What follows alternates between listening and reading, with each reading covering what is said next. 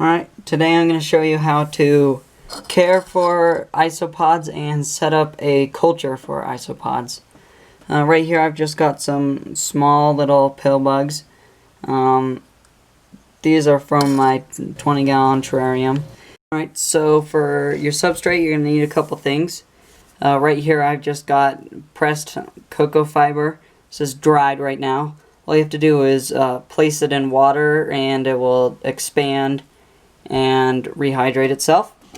I have some bark, some orchid bark is good, and then I also have dried hardwood leaf litter. This is ash and some oak in there.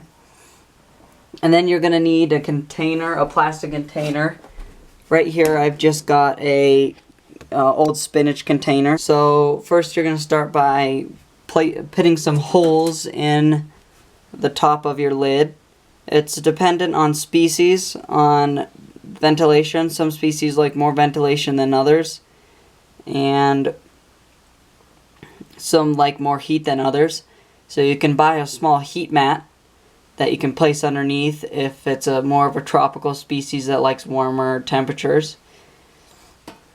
So you're going to start with pinning your cocoa fiber down, and then after you put your cocoa fiber down, you're going to put the bark, and then you're going to put the leaf litter on top. This is just the substrate. Alright, now you're going to give the enclosure a good spray down. Humidity is another thing here. Some isopods like one side of a gradient, so one side is going to be moister than the other. But most of them are not gonna do that. Those are just some of the more harder to keep species.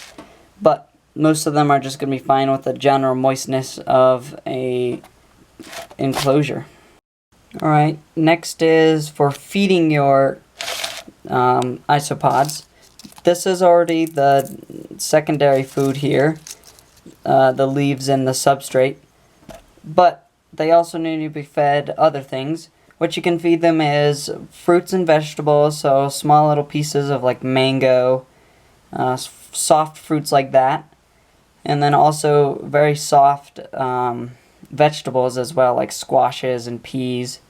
Make sure whatever peas you get that they're unsalted, because the salt is going to affect the isopods.